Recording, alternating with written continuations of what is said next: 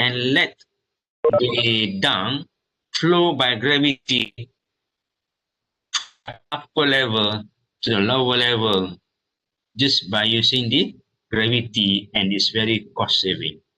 So in that case, it's not leveling real level, but it's slightly sloping, gentle sloping, so that there is a free movement of water or free movement of organic matter slurry, which can go from one point to the lowest level. Okay. Then after you have prepared the area you want to plant, and of course there is post-planting maintenance. So when planting, normally you plant it in a row, or on bed. Row planting is easier because you can see the row very easily and you can maintain it easily. If you don't have the row, then when your tractor wanted to pass through the area to collect the harvested pasture, then your tractor will have to roll over. The tire may have to roll over the pasture clump or pasture. Thus, your pasture might be injured, and the regeneration of pasture can be disturbed. This is especially true when you grow pastures which have stems. For example, Napier. Napier has got high tall stems, and if you roll over using tire, your tractor tire roll over it, then the regeneration of pasture is going to be very slow. Often the stump might die. Or you have Guinea grass, for example. Also, it's got stump and erect stem. So if you tractor move over it, then the plant will generate very slowly or very poorly. So if you have rows, your tire will not roll over on the pasture, but will roll over in between your rows. So by doing that, your pasture stump will not be disturbed. And of course, we have to fertilize, pest control, weeding. So I must put here nothing is watering, because in many areas in Malaysia, the drought season is quite severe. Now is the monsoon season, the northeast monsoon season, musim tengkujuh. So during this season, we have heavy rainfall. But after this monsoon season, then comes the drought season. Normally, a drought season will be it depends on area or state.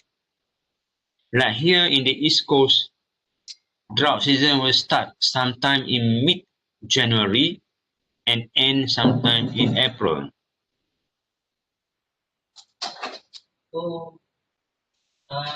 Sekejap ya, saya ada. Masuk. Saya ada tamu kat ni sekejap. Kita ada kelah ni.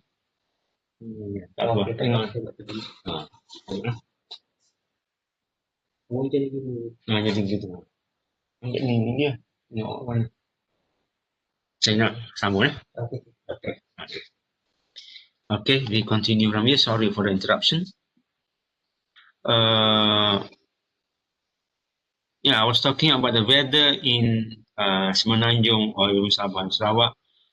So when you plant your pasture, make sure you know when is the drought season, when is the season, so that you can plan your planting or your watering or even your fertilization. So in the states of Kedah, I think Kedah, Perlis Kedah, Kelantan, Terengganu, Pahang, and east coast of Johor, and in certain part of Sabah and Sarawak, I don't remember whether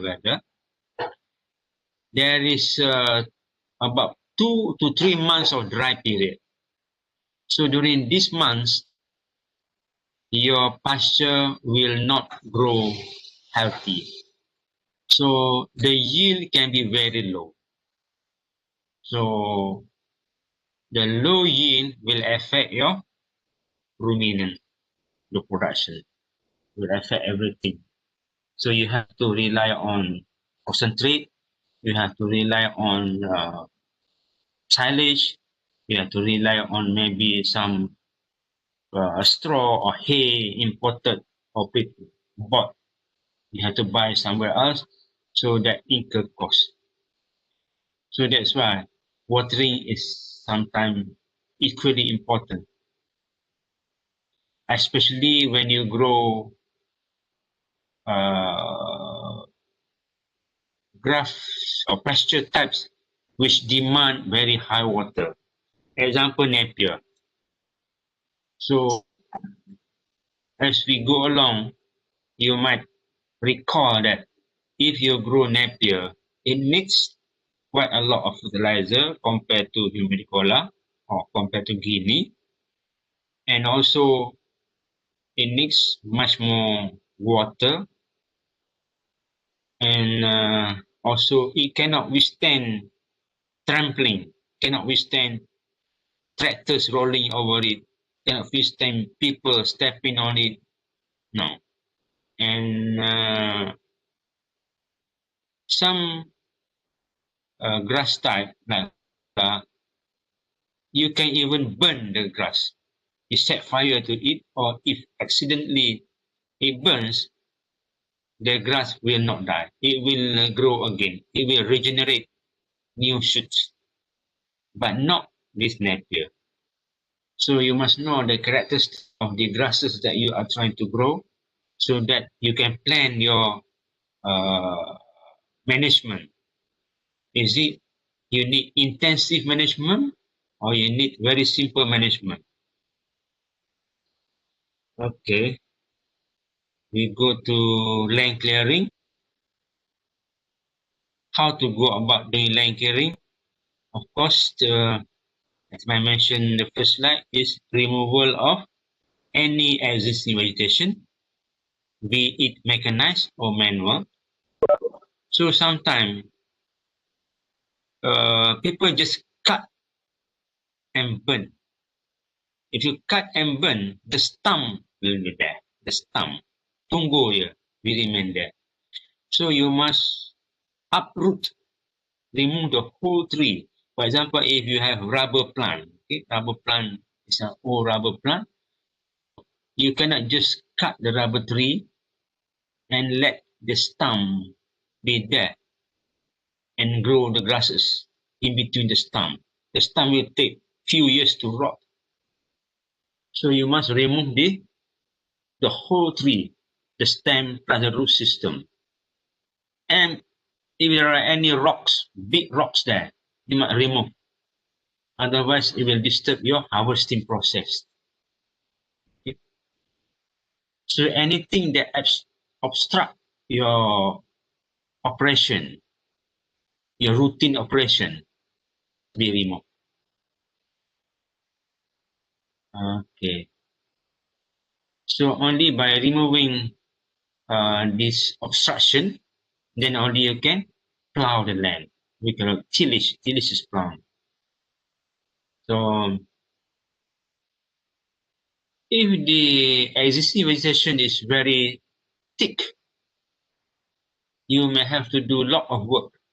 Things like here, underbrushing.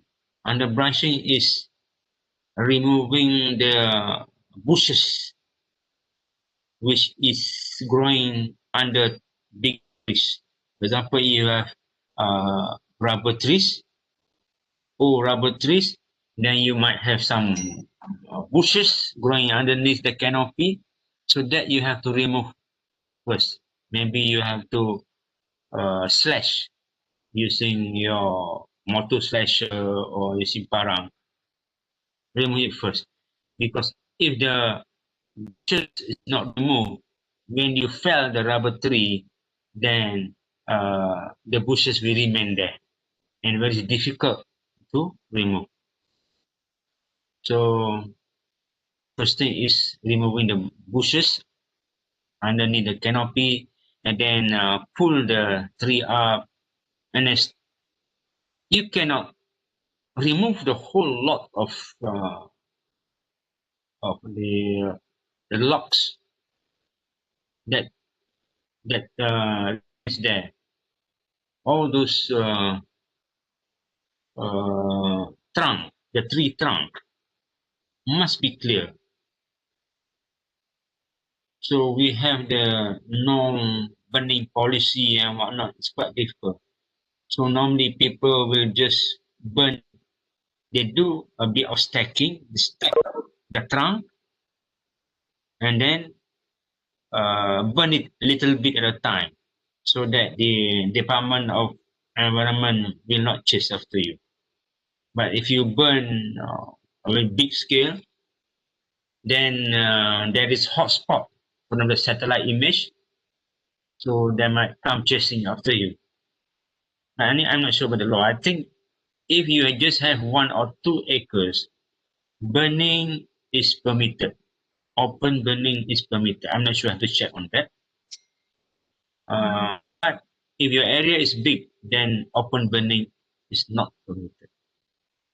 So you have to uh, use biology method.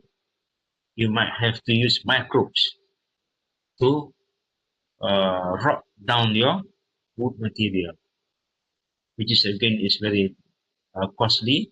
Or you have to remove it by loading it onto lorries and remove it on the dumping ground. But as I said, the easiest is stack it and leave it after about 1 month or so and burn it. Just burn it. And of course, by single burning, not all trunk will be removed. You have to restack and reburn again. So that's why I mentioned this now. Alternatively, leave it to rot. But of course, it for a long time. And if you want to remove it in lorry, it's very time consuming and very costly.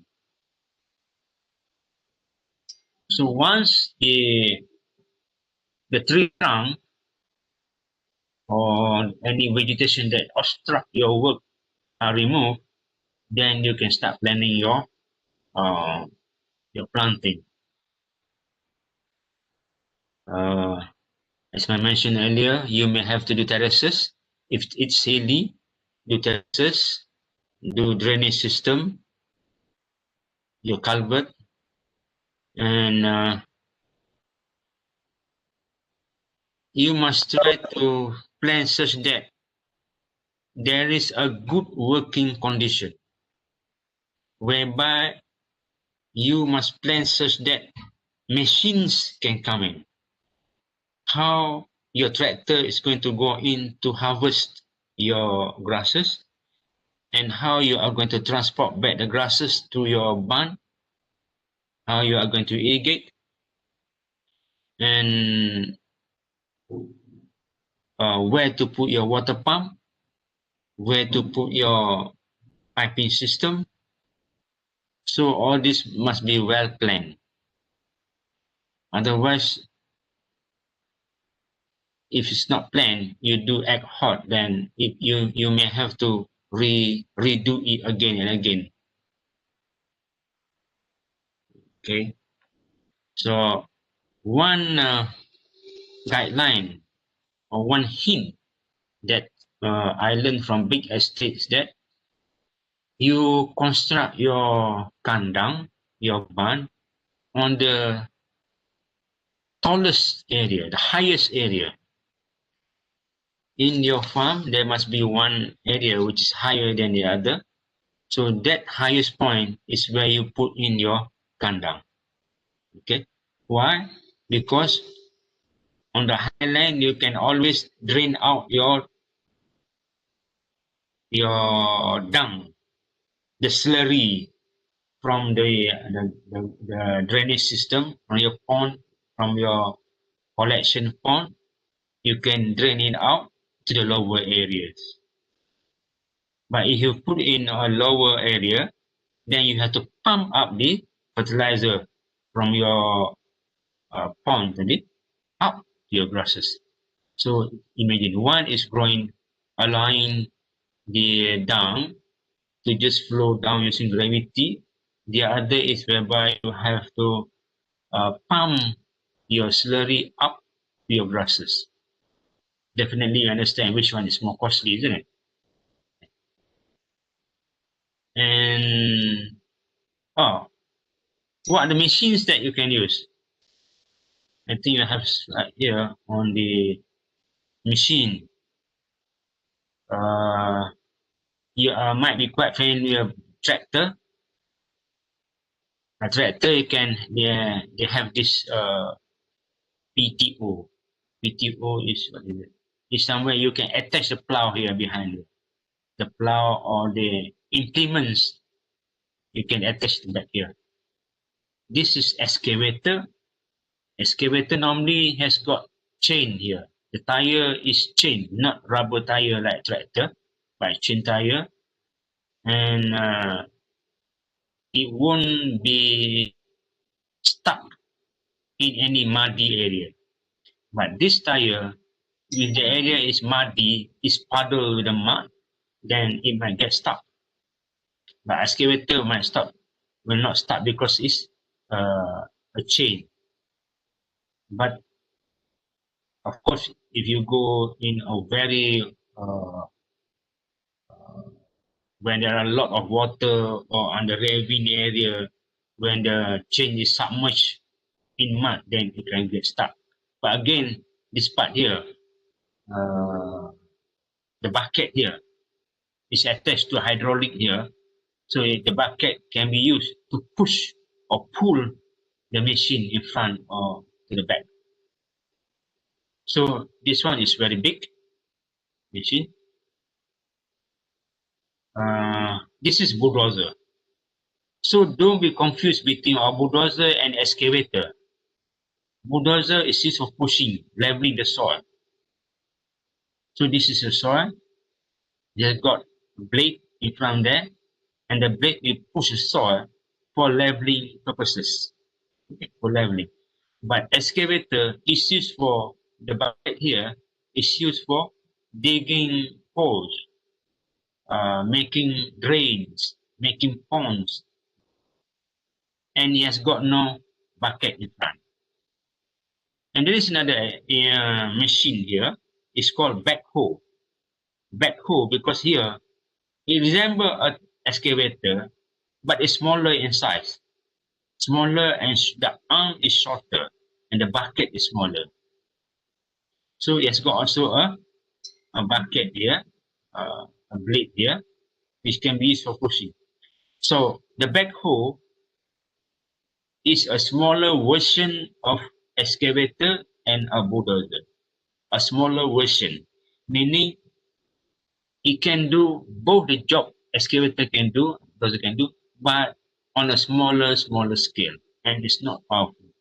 For example, excavator can dig soil, but the bucket is big, the arm is long, so it can stretch very far and dig very deep hole or pond.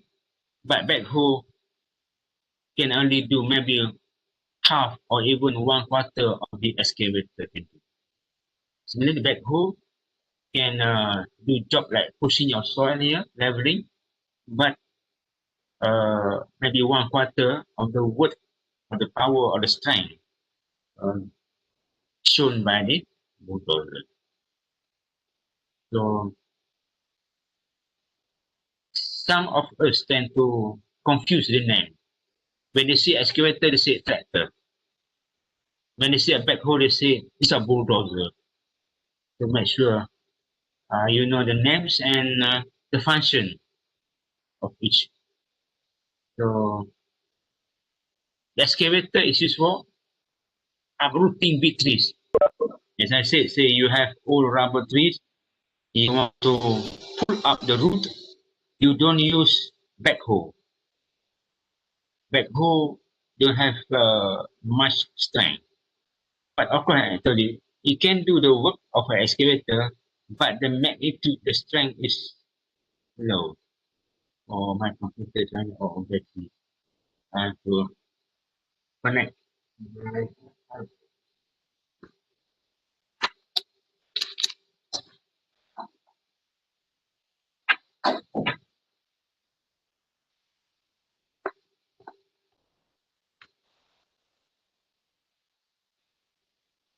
Okay. Yeah. Um, so the excavator is more appropriate for uprooting big trees, making big drains, okay? Making ponds. You might want to dig pond to store water, okay? And a bulldozer is used for leveling, making terraces, making roads. Okay, backhoe, making drain also, but small drain. Okay? Excavator, big drain, small drain, carrying bit of soil, restacking unburned trees, leveling a bit of soil. So restacking, you when you burn the first burning, will not burn all the tree trunk. So you have to restack. So that's the job of the backhoe. Tractor is more for plowing,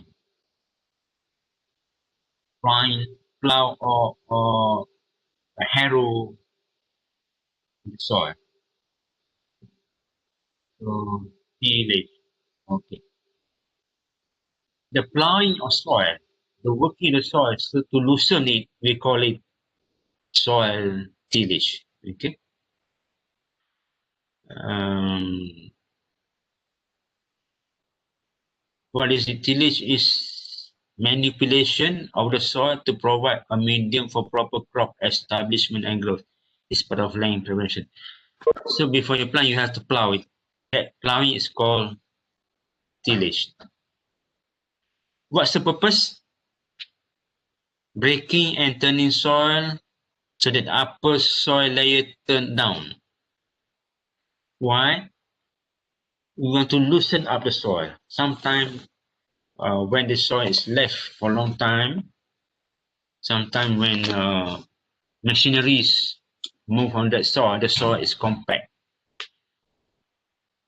Grasses do not grow well on compact soil, or crops or plants do not grow well on compact soil.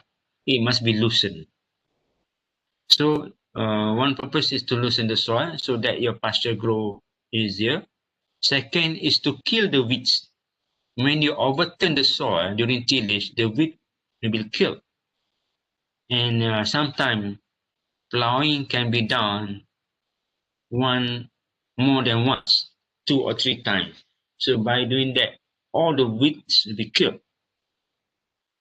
Uh, Burying the remain of previous crop. Of course, you have a bit of remains, leaf or small twigs can be just and aerating the soil, the same as the first one here, breaking the soil, improve soil moisture retention. Uh, the soil can hold more water, mixing, breaking, easier to make planting seed, easier. Okay. So basically, tillage will make your work of planting easier and will make the plant grow better. And okay, what's next? Soil tillage. Oh, it's a bit detailed here. Sometimes we have primary tillage, we have secondary tillage. Primary tillage is just breaking very rough finish, just very rough finishing. It's not fine finishing. And we use moldboard or disc plow. Disc plow yang macam astro tu. That's called disc plow. And secondary tillage, we want to break that rough finish tadi into a finer finish, so that uh, the soil is not in big lump. In primary tillage, the soil can be lumpy. Okay, ketul-ketul dia besar. But the secondary tillage, the lump is smaller. It looks better. So we use this is what we use harrow, we call it, or rotowester. Okay, next one. What do I have?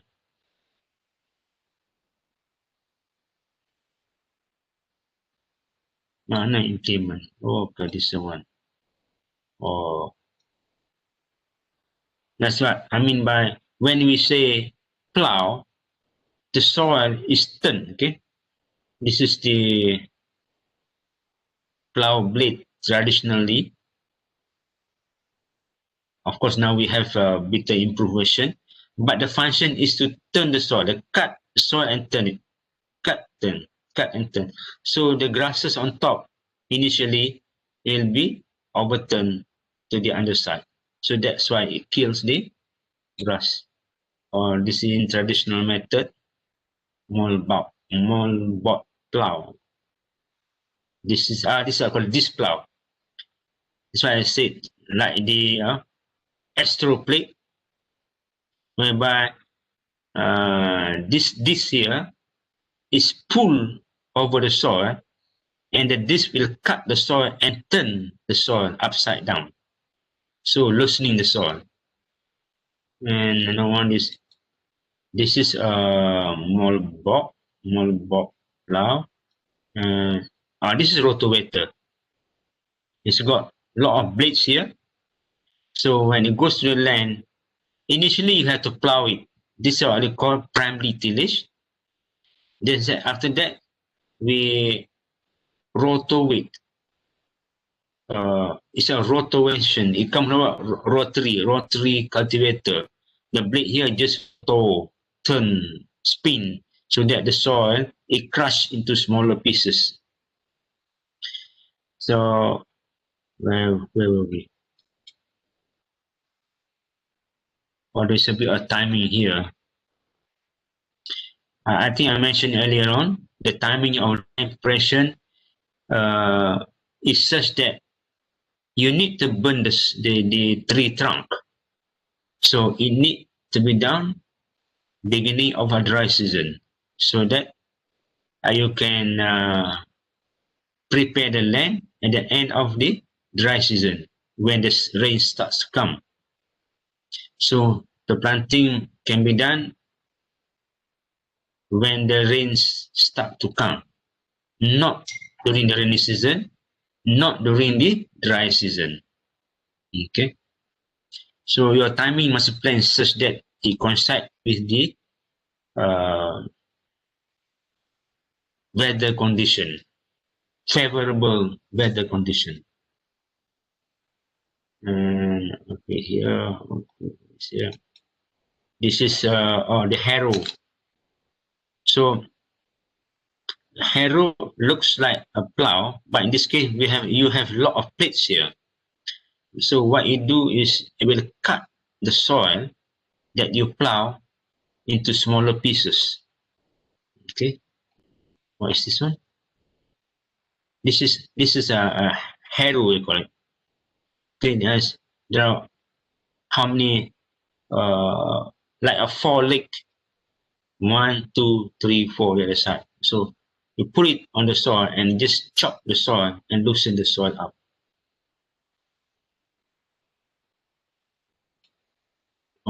This is just a simple pedestrian tractor.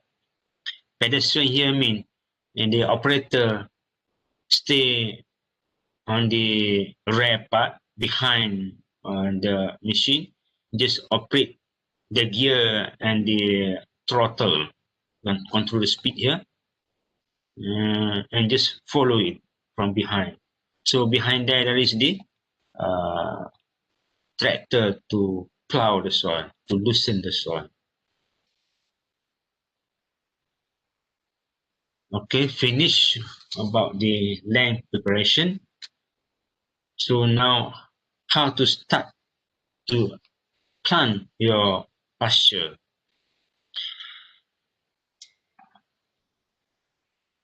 So you must know, pasture will grow from seed or from cutting, or from rhizome or from stolon.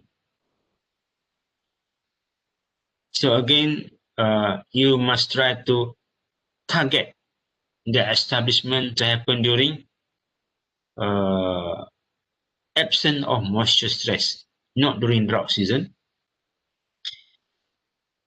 Sometimes too much water can also be a stress to your plant. Okay, don't imagine only lack of water or absence of water is a stress. Excess water also can be a stress. And then good soil, seed or cutting contact with the soil. If you put the cutting was not in contact with the soil, so uh, the root will not grow easily. Sufficient aeration of enough oxygen, enough sunlight, soil and temperature satisfactory for germination and survival. So if you plant it during the rainy season, what happened? There is waterlogged condition. Aeration will be very poor because the air space in the soil is filled with water. The sunlight is not enough because it's cloudy all the time. And of course, there is good contact. There is no moisture stress. But too much water or lack of sunshine is bad for the establishment of your pasture. Okay, what to use to grow your grasses? I think remember your second lecture whereby grasses do have what we call it stolon, okay, tillers, stolon, rhizome, stem cutting, seeds. So uh, most of our crops can be grown from stem cutting or stolon. Napier is grown from stem cutting. Midicola grown from stolon. Uh, Legume can grow from seed. Midicola can also be grown from seed. Napier can also be grown from seed. Sorry, not Napier. Guinea. Napier is normally grown from cutting only. Guinea is grown from seed. So make sure you order your seed early and make sure you don't grow your seed during the monsoon season. Your seed will be washed away with the water. Right? Okay, legumes normally from seeds. Here I say for large areas, seed usage is more practical. You can just broadcast the seed. Okay? Ambil seed tu tabur je. Macam tanam padi. Have you ever seen paddy planters will broadcast your paddy seed during the growing season? It's the same. Okay. Now they're using a blower machine to broadcast the seed. Okay, seed clarification is I think this is not really important. But anyway, some legume seed they cannot imbibe water. They cannot absorb water because the seed coat is too thick. So in that case, they have to do treatment like putting in hot water, putting in acid or mechanical, example, rubbing with sand. So normally this is not really important, but sometimes if the seed is very fresh and germination is very difficult, you may need to do it. Okay. But so far from our experience, there is no need to do seed scarification. There is no need to do hot water treatment. There's no need to do caustic acid treatment and whatnot. Okay. Here, if you grow legumes, you see legumes have the ability to produce rhizobia that function to fix the nitrogen from the atmosphere.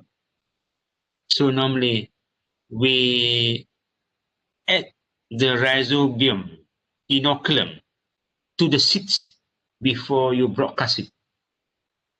So to make sure this inoculum stick to the seed, people use Arabic gum to stick, to bond, to bind the seed with the inoculum.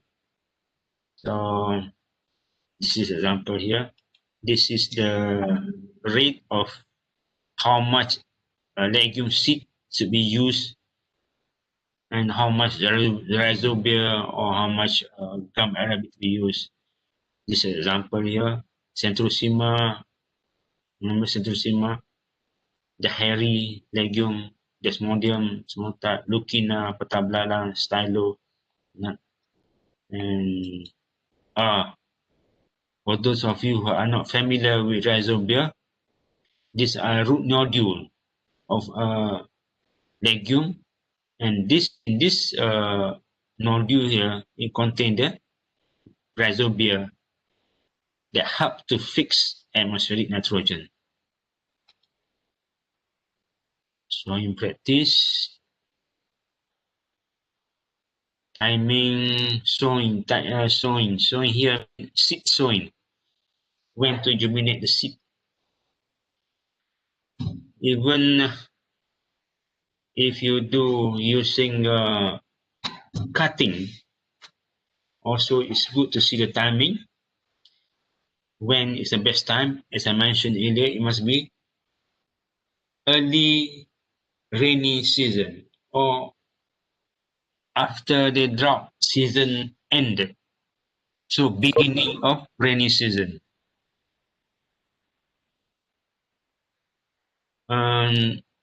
So what to add at planting? So we can put, we call it basal fertilizer. Basal fertilizer is before planting, you put in some form of fertilizer. That's called basal dressing or basic dressing.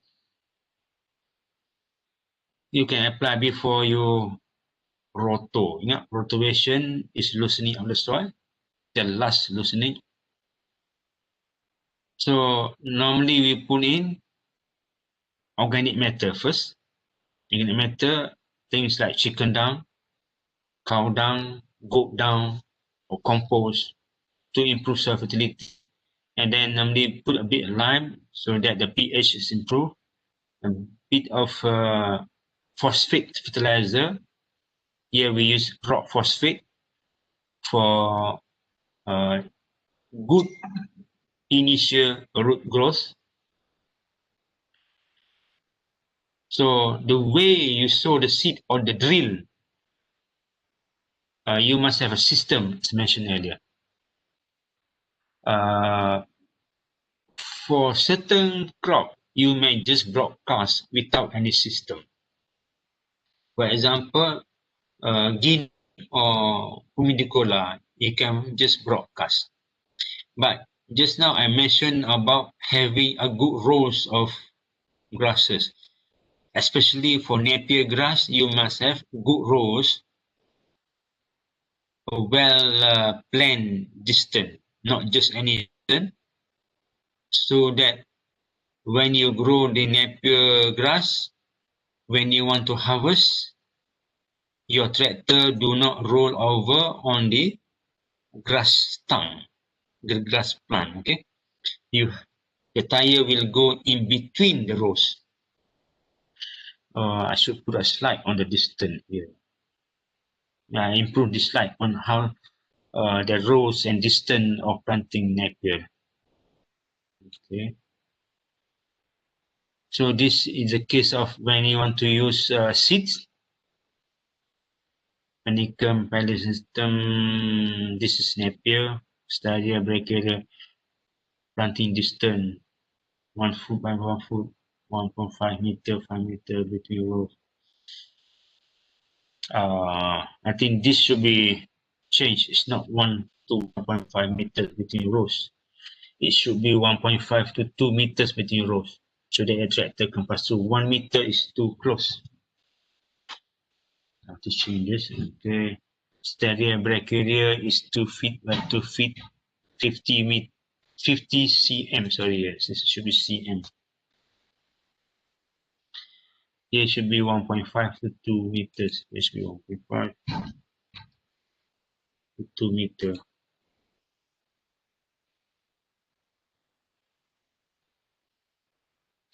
Okay. Okay, I mentioned about adding some organic matter. Okay, organic matter 10 tons per hectare. So why do we need to put organic matter?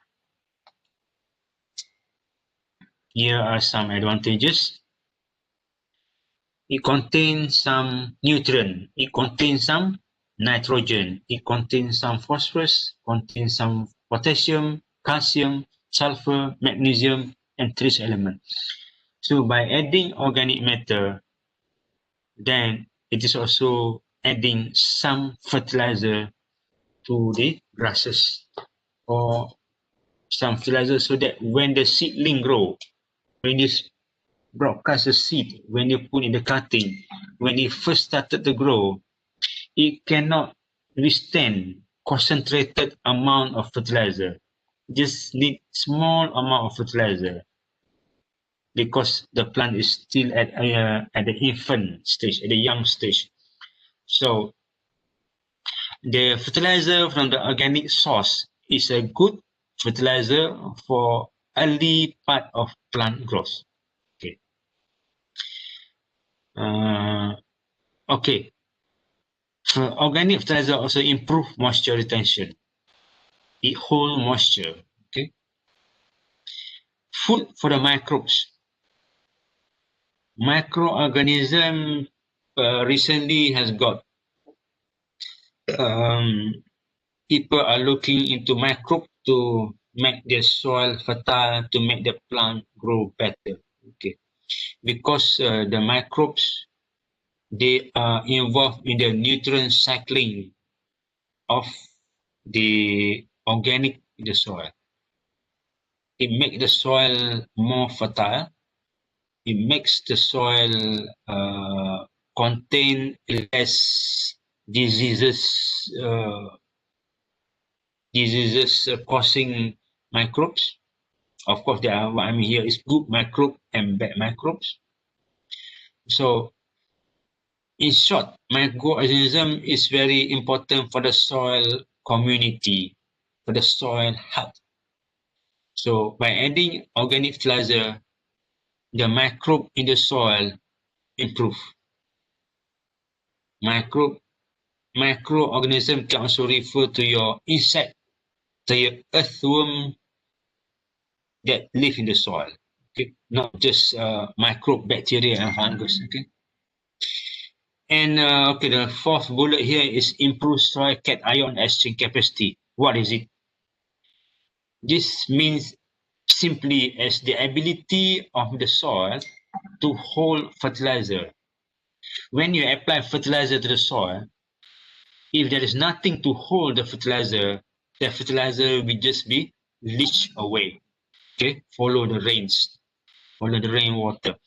So by adding organic fertilizer, the organic fertilizer will help to hold the nutrient that you apply. Why you need to hold? Because the plant cannot absorb the fertilizer in one shot. So by holding is something like a reservoir. So when the plant want the fertilizer, then it can take a bit, okay, and then tomorrow take a bit. It's like your refrigerator, your storage tank, the water reservoir. You want to use a bit, take it a bit. So without that storage tank, the fertilizer will be lost. Okay, so these are advantage. So it is very important to put organic matter to the soil, organic fertilizer to the soil, depending on the quantity will depend on the type of soil. If the soil contain a lot of sand, then you put more organic fertilizer. Okay, if the soil contain already a lot of organic matter, then you may not put as much organic fertilizer. I mentioned about microbes just now, soil microorganism. So these are the function of microbe. I mentioned earlier about the solubilizing of the phosphorus, which is fixed in the soil. I mentioned about fixed atmospheric nitrogen to the soil. And so 1, 2, and then third one is improved absorption of nutrient by the plant. And then when it dies, microbe don't live long. When it dies, it adds nutrients to the soil. And here it controls soil diseases. Okay, as you know, in the soil there are good microbes, there are bad microbes. So the balanced population between the good and the bad will make sure the disease does not get prevalent. The disease will not get strong because its growth is always checked by the beneficial microbes. Okay. And udah habis dah. Ingat ada lagi tadi. Okay, what's the time now? Oh, 3:45. Okay. So I touch on I think if you read these chapters together with the chapters that I talked earlier on, then you can figure out the importance of grasses, how to go about land preparation, how to fertilize, and what part of the plant to be used for planting your grasses. So your test will cover until this lecture. I haven't prepared the question yet, but I go through again and see what sort of questions I should be asking. But probably because it's open book test, then the question is very applied, and you need to think. Cannot just copy, cut and paste from lecture note. I expect you to read as well. You have a lot of time at home. So, okay, good luck. Any questions?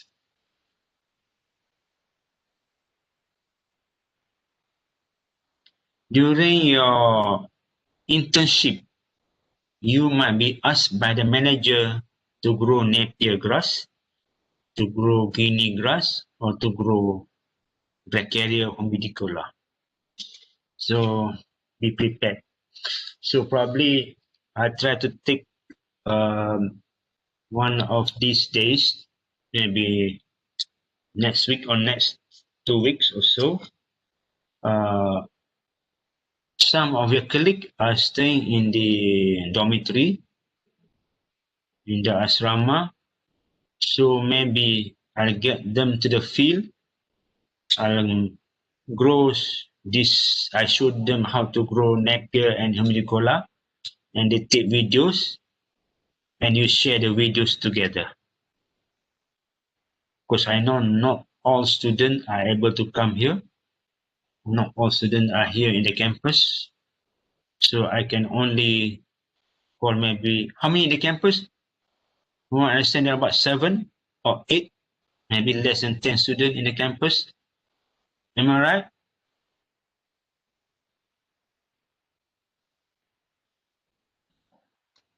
How many in the campus? Anybody knows? 5. 2. 5 orang. 5 orang. Okay. I try to set the date with Dr. Yati, and can come here in the campus. I show you how to grow the napier grass and hundicola grass. Boleh? Boleh? Boleh eh? Boleh. Okay. Okay. So, any question about the test? Any question about what you don't understand? Am I going too fast or too slow, or you know everything already? You might have read and understand before I explain. That will be good then. Or you need to clarify on something. Otherwise, okay, we stop here for today. See you again next week. Hati-hati, okay? Dr. Aisyah, okay. Okay. Atika, okay. Okay. Okay. So we stop here for today. Continue again next time. Thank you so much for listening. Thank you, Prof. Thank you, Prof. Okay. Welcome. Terima kasih, Doktor. Ada apa lagi lepas ni?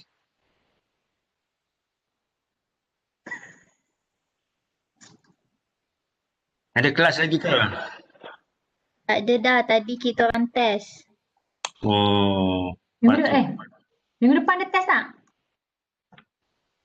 Tak ada, esok last test. Bila mid-sem break? 9 hingga 12. 9 hingga 12. 12. Ini apa 2 bulan tak? Ini 2. 2. Berapa Disember?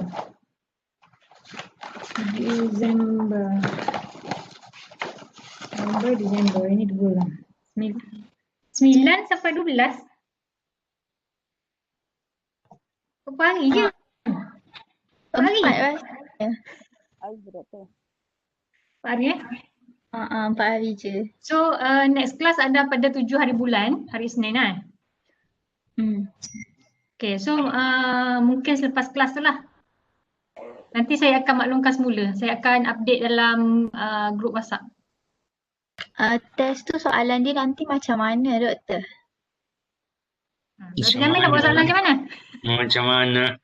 Probably short essay type lah kan. Short essay, okay.